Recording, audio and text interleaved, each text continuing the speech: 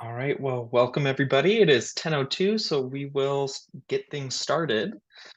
So welcome to today's coffee chat titled Quality Indicators for Open Educational Resources, hosted by the Outreach and Assessment Working Group. My name is Challen Wright, and I am the co-chair of the working group, along with Teresa Hebron. We will be acting as moderators today. This coffee chat is the first in our series titled Resourcefully Assessing Critical Approaches to Assessment, which will cover different aspects of assessment for different resource types. I will put a link in the chat for more information if you would like to attend the other two sessions in this series. This session is also going to be recorded, so please just be aware of that, but we will turn off the recording during the Q&A portion of the session. So today's presenter is Joanna Schimizzi. Joanna is a biology teacher in North Carolina and a professional learning specialist with the Institute for the Study of Knowledge Management. While getting her master's in education from Northeastern University, she became extremely interested in classroom culture and student identity.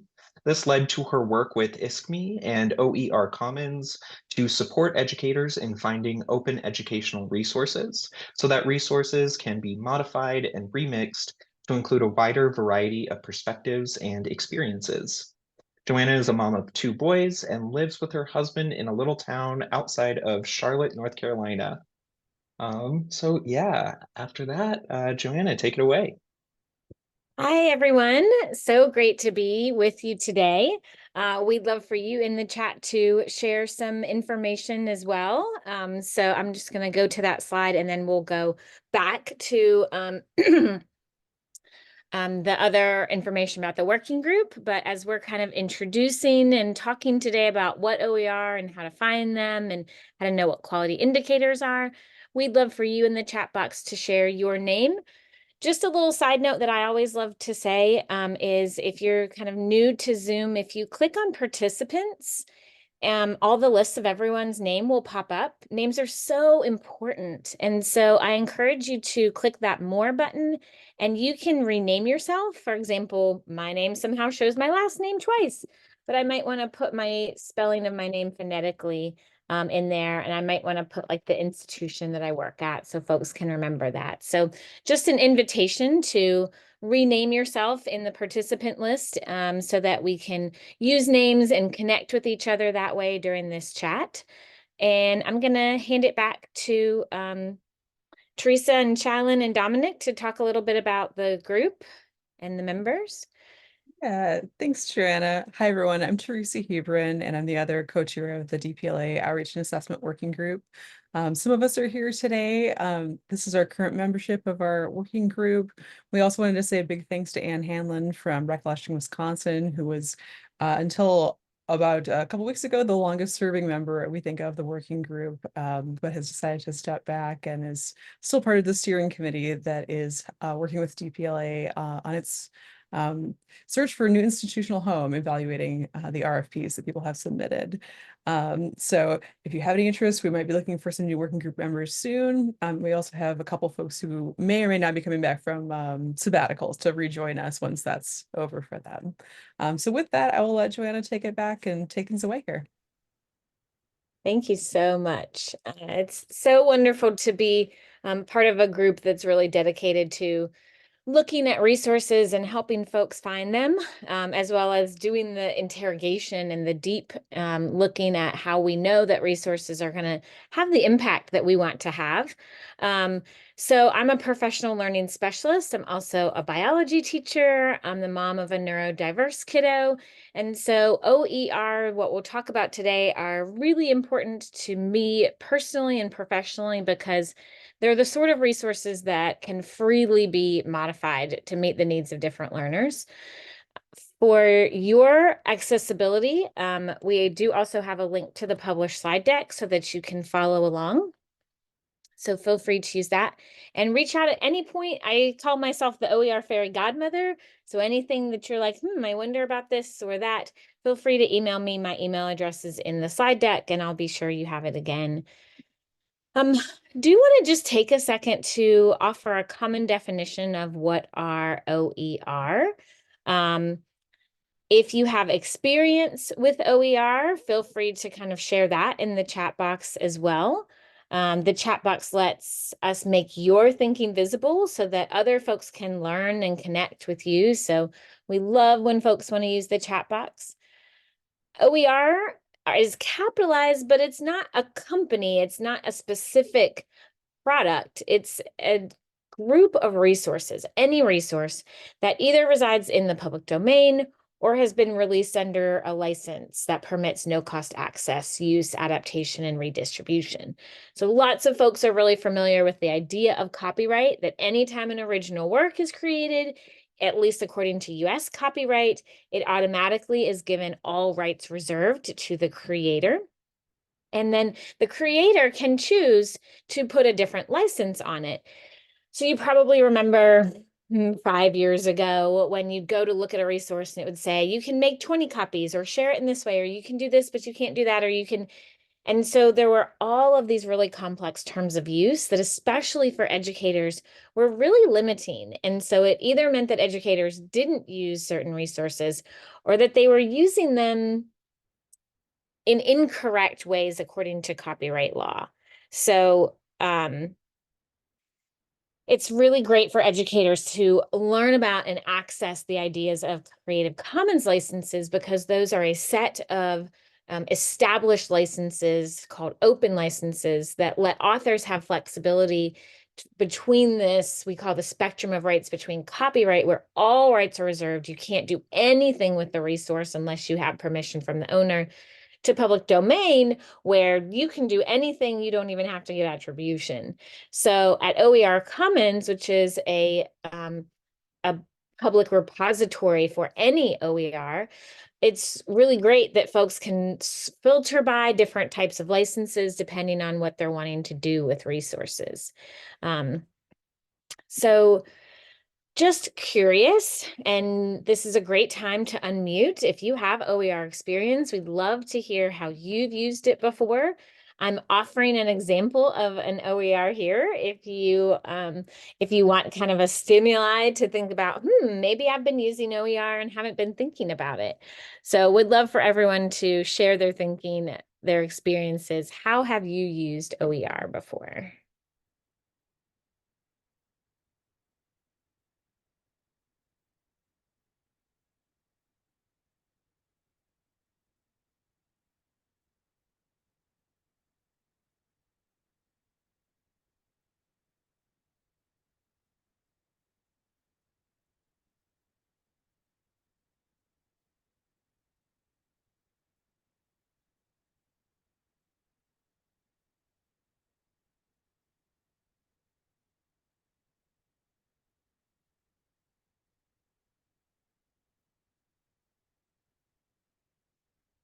We can start with a little guess to see if folks are even familiar with what the image here is. Vanessa sharing in the chat box about her work in Pressbooks and helping faculty member create OERs.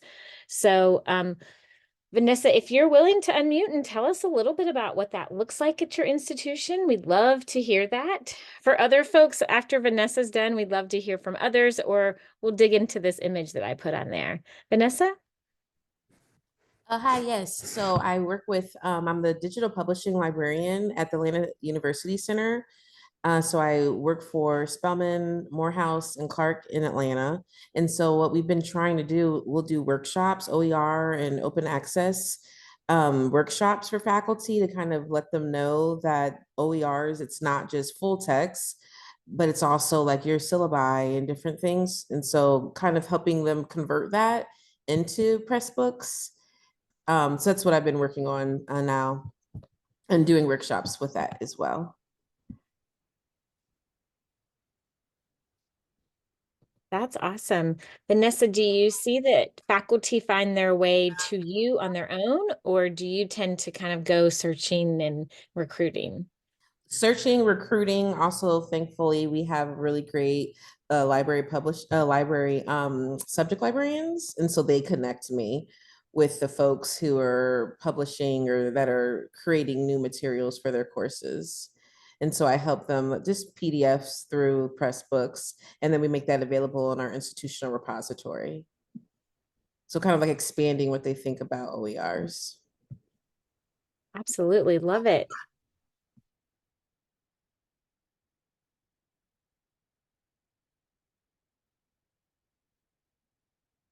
Anybody else working with faculty as faculty create things or helping faculty find things so they don't have to create?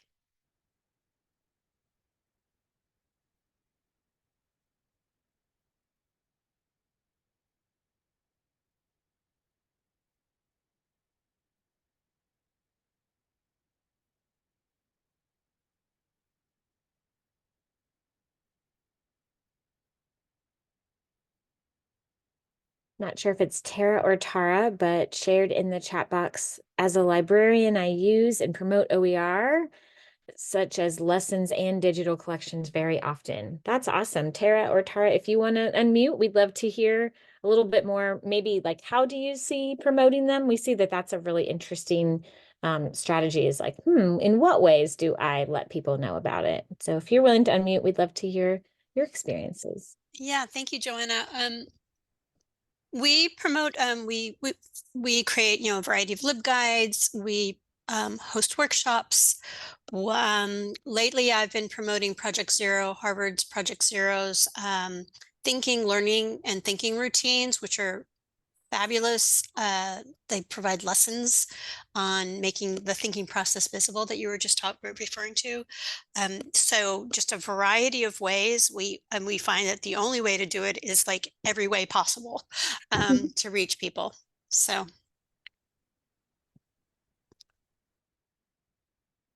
I love that. Thanks for sharing those specific resources as well and your ideas. Tara and Vanessa, those are really great things. I know I've been jotting a few things down like, oh, I want to follow up with them about this and hear more about that. So hopefully folks will, jot those things down and reach out to each other. Zola is sharing in the chat box about being a subject librarian and helping faculty find OER, using OER in your own course, and using the Creative Commons courses. Yes, Zola, if you want to unmute, we'd love to hear a little bit about maybe you're sharing about how you use OER. If you're willing to unmute and tell us a little bit about that, that would be awesome. Sure, yes. I do many of the same things that other people have already mentioned. I have an assignment where I encourage students, like I've done a couple of different assignments, and one I actually asked early childhood education students to use OER Commons to find and then discuss assignments for preschool classrooms that they might use themselves in the future. I have encouraged students, as part of the information literacy teaching about public domain, have asked students to use certain sources to find public domain or Creative Commons licensed images and cite those and discuss how they find open images. So pretty wide variety of various OER sources, trying to promote those to students and faculty for different reasons.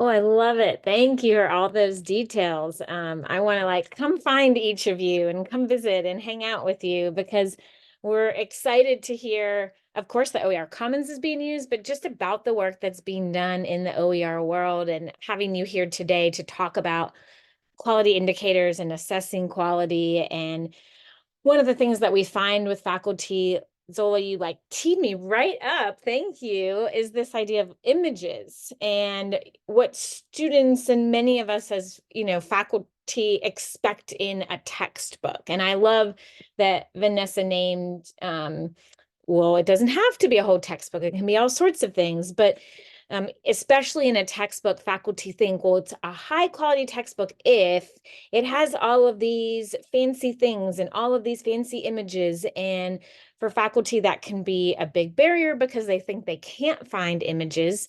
Did anybody guess what the image that I put on here is?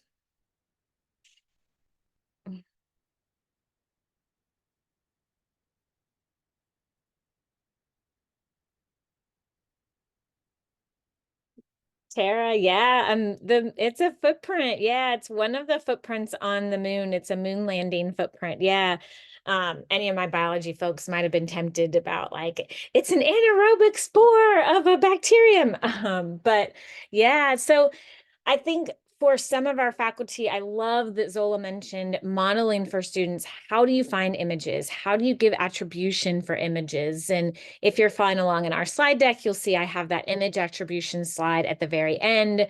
You can find the alt text for the images. So OER is this really beautiful gift that faculty can give their students, even just in learning about images, licensing and attribution of images. Because many of our students will become content creators at some point in their life. They're content creators already if we're using authentic assessments, right? And so how do we teach them how to license their own work that they're creating for a course and create reusable work that they might create for a course and then use somewhere else? So part of that is pieces of how do we know if an OER is really high quality? Is this idea of, is it meeting certain expectations, but also is it inspiring students? And sometimes even just images can be that hook to help faculty. So I wanted to share a few ways to find OER. Your colleagues, Vanessa and Tara and Zola already shared.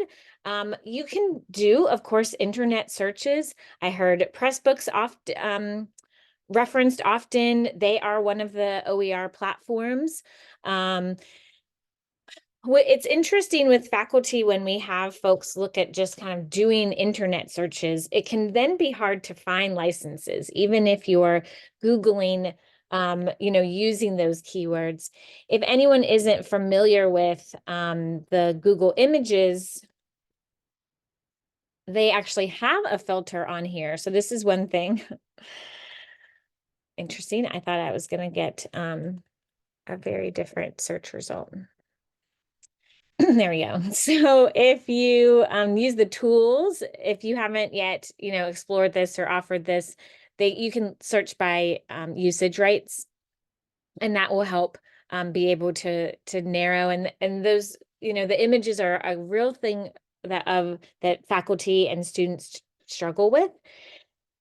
And so a shout out to all of the support at institution levels that are in your position and other folks that you work with, and sometimes even just those OER superstars and OER advocates and users can be really great supports at your institution to be able to model and talk about their experiences. It is really nice when faculty use a platform and find a platform that is the right fit for them. I'll show you a few different resources today because one of our goals is just to talk about like when you find something, how do you know if it's quality or not? And so sometimes starting on a platform that has already done some vetting can be a great way for introducing faculty to this. So I wanted to share a few examples with you and then let you all share some other examples or some feedback. OER Commons, which is hosted by ISKME, is this digital global platform. And so we do have a primary source network hub.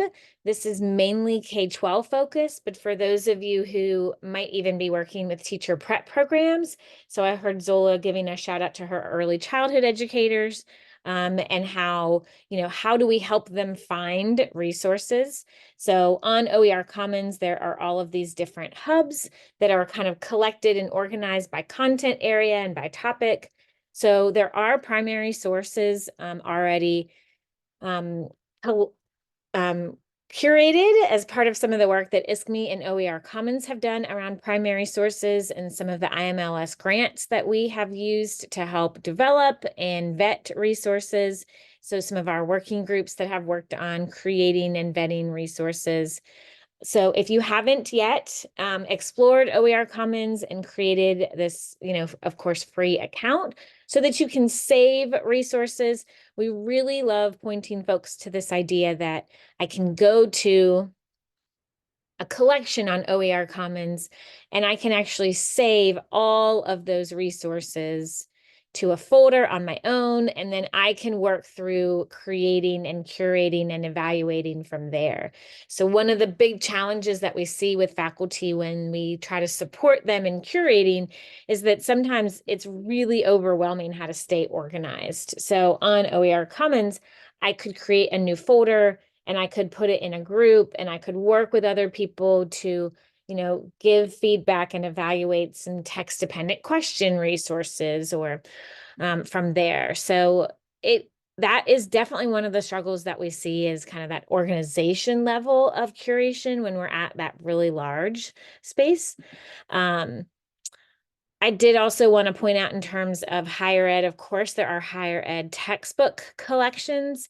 One of the ones that's really exciting that we have found and curated recently is from Harvard's H2O casebooks. So looking at law casebooks and how those have been created into a set for folks to be able to find by provider and be able to really look at some of those primary sources that impact different content areas. So I love that Tara mentioned about being that content librarian and working with those. UNESCO is one that I have been getting lost in a rabbit hole with recently. UNESCO is a huge global proponent of OER and the impact of OER, especially with first day access and zero textbook cost access. But I recently found their UNESCO Doc platform. And so this is one that I feel is really interesting for as it was mentioned, looking for OER that aren't full textbooks. So when you have faculty who are wanting to have a really relevant course and be able to bring in new things every semester, like, hey, I really want to bring in a recent example of a disability action plan, or I really want to look at migration or let my students be able to find resources. UNESCO's documents are all OER and really, really great place for students to kind of land and faculty to land and explore and see things outside of a US lens and more that global lens. And so I did just want to share that, of course, if you find OER, we love for you to be able to also point it in OER Commons. So, for example, this State of the Ocean report is something that I found recently that I was really, really interested in. And then later I found connected to it a Blue Curriculum workshop report. And so if you find OER, you are welcome to submit it to OER Commons and you just add the URL and then populate whatever metadata you can into it. So it's a great way to build that open education practice community of how we find and review OER so that folks can find it in easier places. So I want to pause here and just give space for anyone who has other ways or places or that you are finding OER.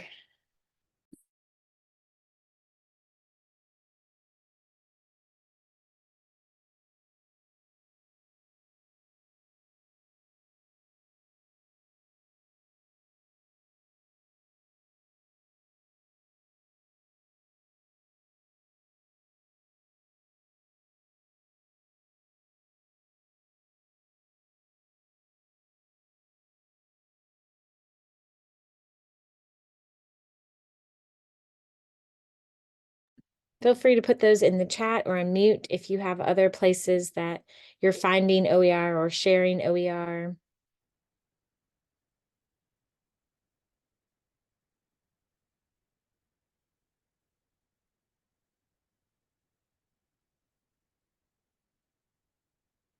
I do want to give a shout out that a lot of times we will have, yes, TPLA, that a lot of times we'll have community providers, right? So you might have a a science museum in your city that is creating content, and they might not realize that what they're creating, they want to openly license. So just want to give a shout out to anyone who's kind of working with some of those community content creators and helping them, maybe understand, hey, you can put an open license on this, and then we can share it in a broader sense. In North Carolina, where I live, there's a group in Asheville that has created these amazing farming resources that look at the different parts of North Carolina and what are the main farm industries that are happening there. And those content pieces are really built like K-12 and beyond. And so it's really nice to let them know, hey, you don't have to just share them North Carolina, you can share them on this broader space. So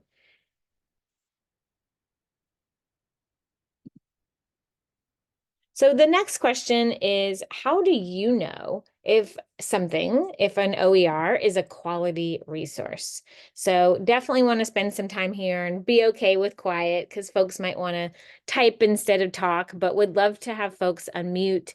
If your institution has a specific quality review format that you use to look at OER, or if your faculty are often looking at, for example, accessibility practices. So now's a great time to unmute or share in the chat box. So we'll take about at least 2 or 3 minutes here, and be okay with quiet. If you prefer to type in the chat, that's totally fine.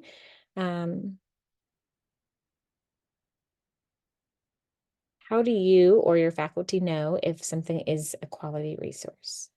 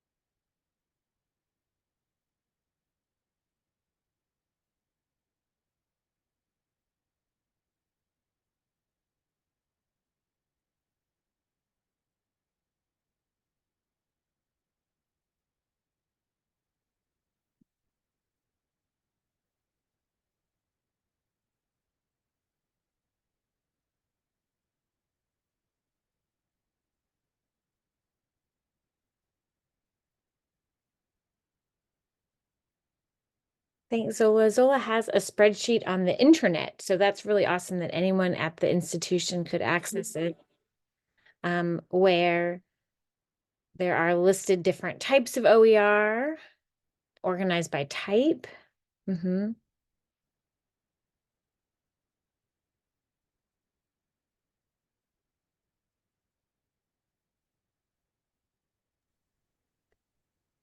So, Joanna, I've just sort of a question about the quality resource.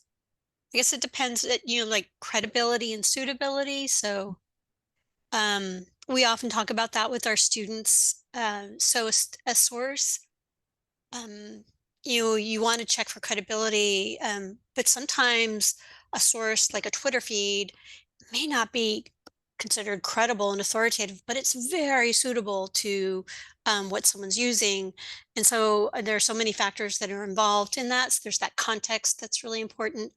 But for quality sources, of course, we go the standard, what is its origin? Who created, do you know who created it? Just, that general information. Of course, metadata is really so valuable for that. But also it gets a little nuanced, and that's what we're trying to help our students navigate, because you can have a quality resource that someone may say, oh, but this is not authoritative, peer-reviewed, blah, blah, blah. So, in terms of, yeah, I know we're talking about OER. It's usually vetted. Anyway, blah, blah. Oh, love it. Thank you.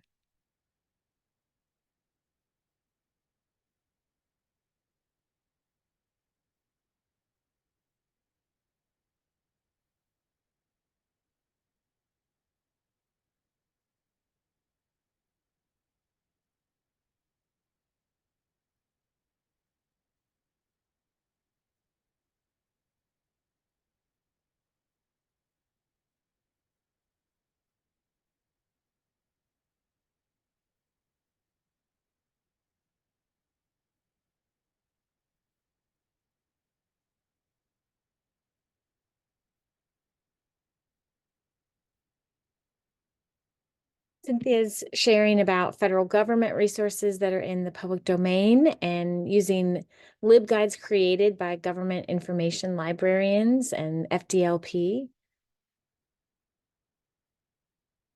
That's great. Thank you for that resource.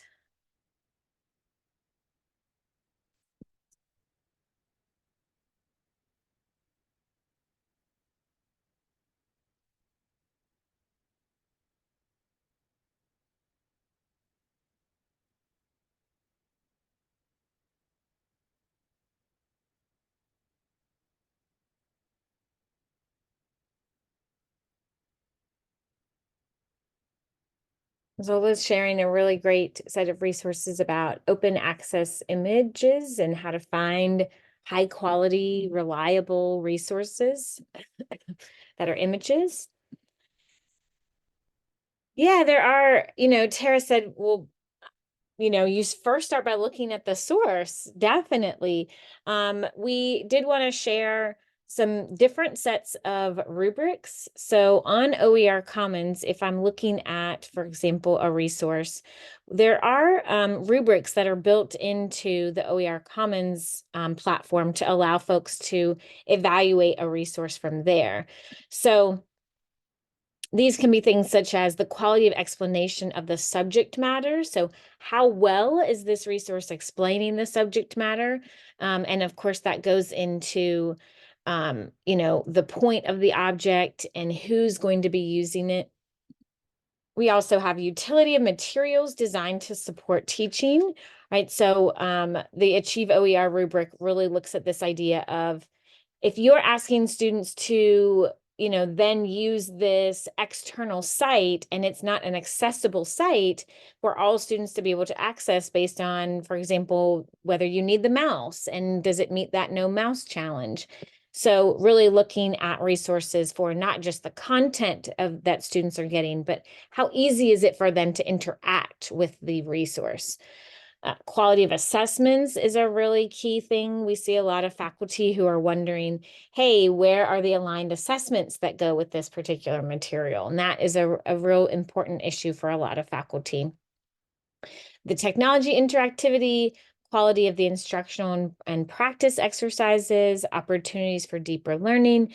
So this is a rubric that's built into OER Commons, and we run a lot of series where we help faculty use these rubrics to evaluate resources. We also see, for example, that faculty will use this with their own students. So if they have students in a teacher prep program, they might have students use this rubric to evaluate a particular resource to help them do that metacognitive thinking about their thinking process.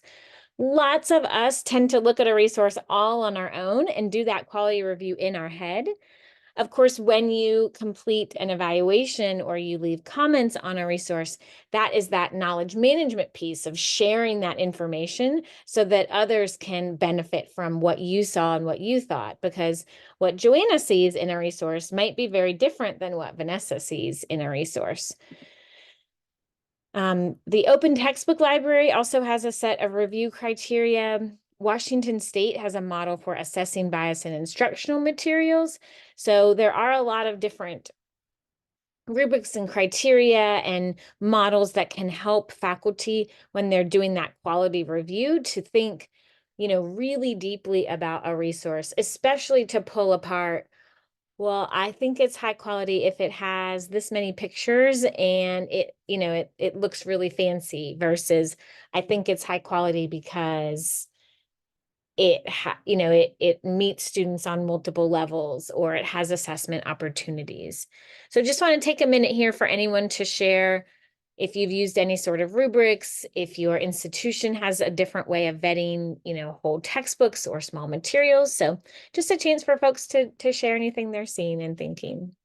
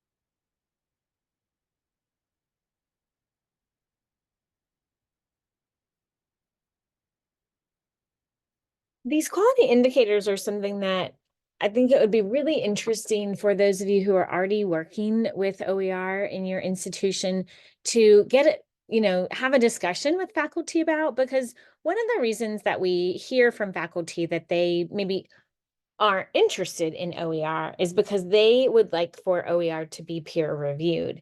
And of course, there are tons of OER that are peer reviewed, but it can be a really interesting discussion with faculty about what do they think quality resources look like. And sometimes that can really kind of help go over some of those, overcome some of those doubts about whether OER or are high quality. I did want to offer that, one of the big things that we see from faculty as they do evaluation is this idea of remixing materials. So being able to, on OER Commons, you're logged in, you click the remix button, and it automatically does that file make a copy version of a resource. And now I can make all the changes that I want of a resource. And when I publish it, it will actually be tied back to the particular resource, and we'll be able to see this version history that shows, the different remixes that are published on different dates and who did the particular remixes. And so that is a really important piece of kind of that historical archiving, tracking. What did a resource look like 5 years ago? What does it look like now? What might it look like in the future? What do we want to change about it? Those sort of pieces that we really love in OER, being able to see how a resource changes over time. And so on OER Commons, if it has a license that allows remixing and it was built on the platform, you get to click remix. But in a lot of other places, for example, on Pressbooks, the remixing process can depend a lot more on the access that you have to your different networks, network version access on Pressbooks. But curious, wanted to open the invitation here if anyone has done a lot of remixing with their faculty, and do you use templates? This is an example that we do with some K-12 educators about remixing a DPLA resource about feeding the hungry in the food stamp program. But just wanted to give you a chance to, what do you see with faculty, not necessarily in this example, but what do you see with faculty when they're doing remixes? Are they editing their original version? Are they making, a version 2 or an addition 2? So curious about your all experiences.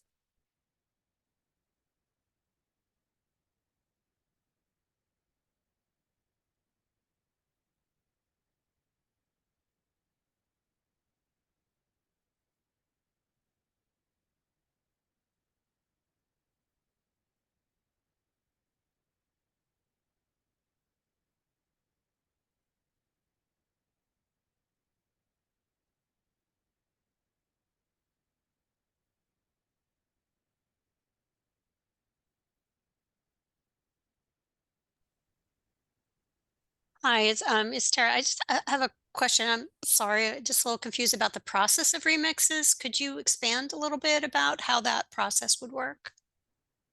Sure, absolutely.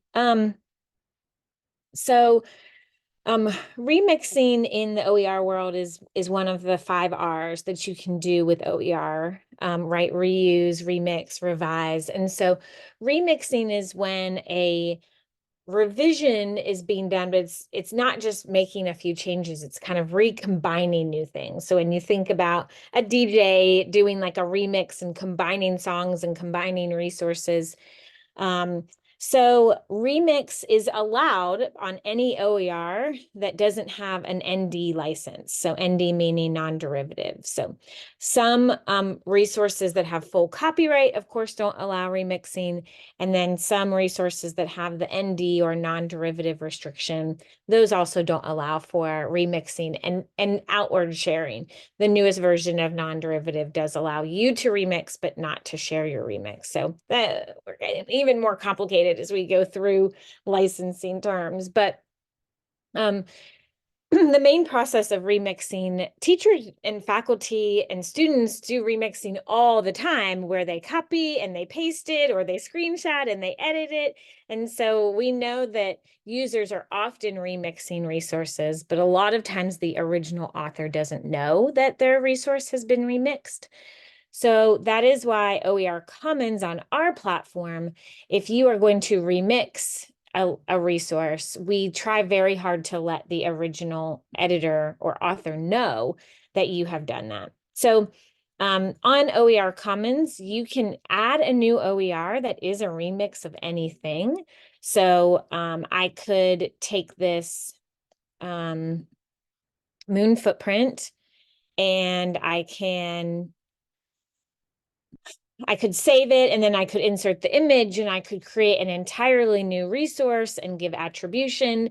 And so maybe I'm making a resource about, moon landings, and I'm using that image. And so in that way, I'm remixing that image to be able to include it in with something else. If you're creating something entirely new, then of course you give that attribution, and you still might reach out to the author to let them know, but often authors don't know that. Versus on OER Commons, if, sorry, I lost my tab. I'm gonna have to reopen it. If the resource was created on OER Commons, for example, myself and Christina Spears created this particular resource. Since it lives on OER Commons, we have a remix button that is built onto the platform that will file make a copy of the resource and allow me to make the changes that I want, because this resource was already openly licensed. It already had a CC by SA license. So the license allows for remixing, check, and it was made on the platform, so I can remix it now on the platform. And when I publish it, these two authors get a notification that their resource was remixed, and then it'll show up in this version history, and I can navigate to all the different version histories from there. So we find remixing is a really important part of quality review, because we know that once faculty find a resource that they want to tweak or change, that they're going to, but how do folks keep track and know about those remixes? So that's why OER Commons has this button that then groups remixes together. I don't know if that answered your question or if there are more, but feel free, folks, to jump in. Oh, yes, thank you. Thank you.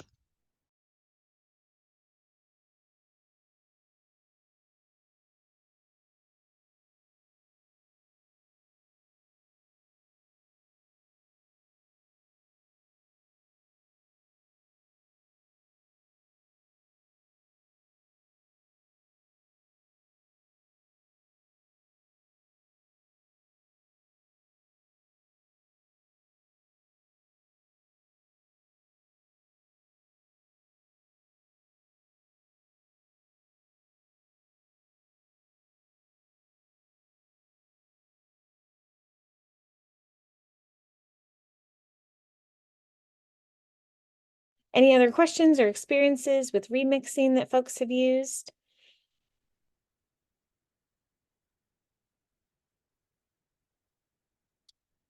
Vanessa, Tara, and Zola, you shared with us earlier about your faculty creating OER. So I'm curious if they kind of keep track of the edits that they make. Are they just editing an original, or are they making, additions and versions? Well, I want to say that Pressbooks does have an option for students to be able to kind of come in, add notes. So kind of a remix in a sense. But we've only created 2 textbooks in Pressbooks for now. And so we're waiting to see in the fall semester maybe how students are going to be interacting or engaging with those texts. Same, same situation on my campus. And I haven't created a remix before, but now I think I should try.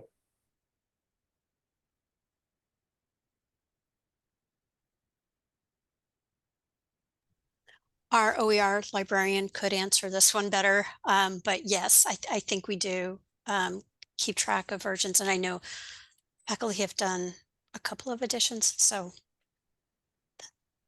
Yeah, that's fine.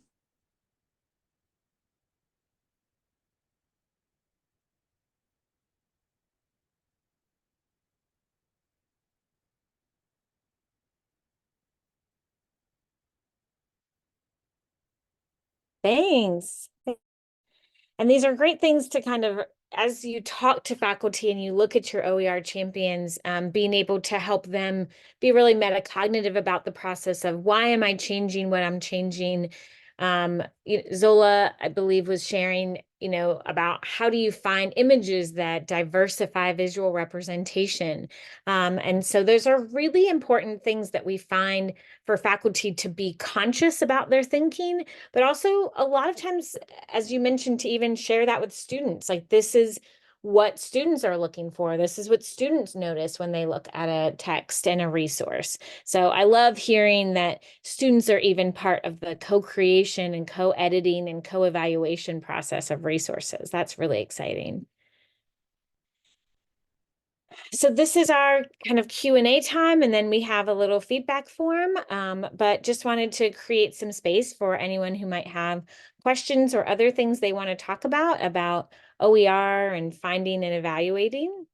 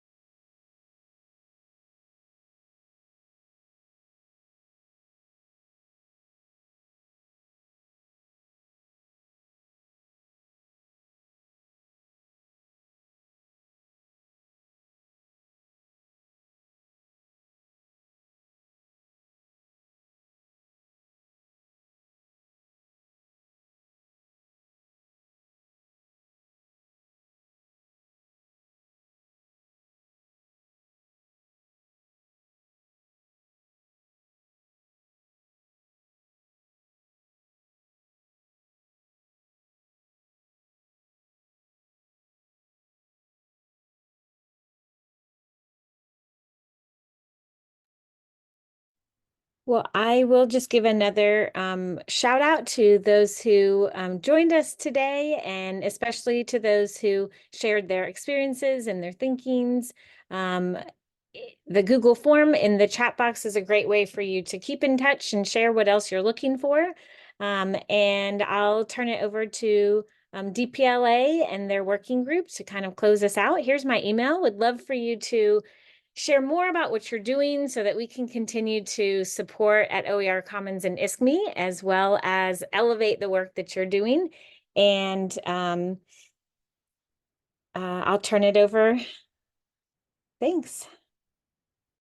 Thanks again, Joanna, for being willing to come back and present. This is Joanna's second session that she's done for this working group. So huge round of applause for that. Otherwise, I think that pretty much rounds out things today. I think we'll stop our recording soon here, and it should be ready and available shortly in the historical list of coffee chats and webinars that are available through DPLA's website. So we hope to see you again soon. Our next event in this series is going to be on July 18th, and that's going to be a presentation by the Wikimedia Working Group about assessing use of DPLA items in Wikimedia spaces. So hopefully you can join us for that one as well. And if not, I hope everyone has a wonderful day today. Thanks.